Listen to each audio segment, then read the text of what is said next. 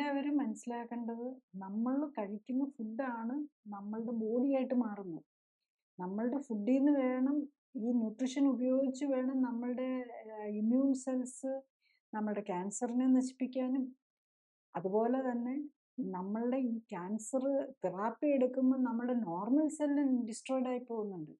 അവരെ റീപ്ലേസ് ചെയ്യണം. അല്ലെങ്കിൽ നമ്മൾ അതുകൊണ്ടാണ് അത് പറ്റാതെ വരുമ്പോഴാണ് നമ്മൾ തളർന്നു പോകുന്നതും ഇൻഫെക്ഷൻ വരുന്നതും വയ്യാന്നാകുന്നതും. പിന്നെ നമ്മൾ മിക്കവാറുമുള്ള എല്ലാ കീമോതെറാപ്പി ഏജൻസിനും തന്നെ ന്യൂറോടോക്സിസിറ്റി ഉണ്ട്. അതിനെ കൺട്രോൾ ചെയ്യാനും ഒക്കെ വേണം. അല്ല, ഇപ്പോഴത്തെ ലേറ്റസ്റ്റ് ഇമ്മ്യൂണോതെറാപ്പി ഏജൻസ് നമ്മളുടെ ഇമ്മ്യൂണിറ്റിയെ അതായത് ചില ലേറ്റസ്റ്റ് സാധനങ്ങൾ അതിനെ ഇമ്മ്യൂണിറ്റി കൂട്ടുവാണ്, അല്ലെങ്കിൽ അതിന് ക്യാൻസർ സെല്ലിനെ അറ്റാക്ക് ചെയ്യാനായിട്ട് ഉള്ള കാര്യങ്ങളെ സ്റ്റിമുലേറ്റ് ചെയ്യുക എന്നാണ് പറയുന്നത്.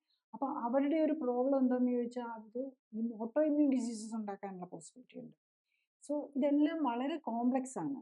അപ്പം അതിൻ്റെ ഒപ്പം നമ്മൾ എന്ത് ആണെങ്കിലും, ക്യാൻസർ വരാതിരിക്കാനാണെങ്കിലും, ക്യാൻസറിൻ്റെ ട്രീറ്റ്മെൻറ്റ് ടൈം ഏറ്റവും ബെസ്റ്റ് ആക്കാനാണെങ്കിലും, ഏറ്റവും മോസ്റ്റ് ഇഫക്റ്റീവ് ആക്കാനും, അതുപോലെ ട്രീറ്റ്മെൻറ്റ് റെസിസ്റ്റൻസ് വരാതിരിക്കാനാണെങ്കിലും, ട്രീറ്റ്മെൻറ്റ് കഴിഞ്ഞ് ക്ലിയർ ചെയ്ത് കഴിഞ്ഞ് കഴിഞ്ഞാൽ അത് റെക്കർ ചെയ്യാതിരിക്കാനും ഏറ്റവും പ്രൈമറി കെയർ എടുക്കേണ്ടത് ലൈഫ് സ്റ്റൈൽ കറക്ഷനാണ്.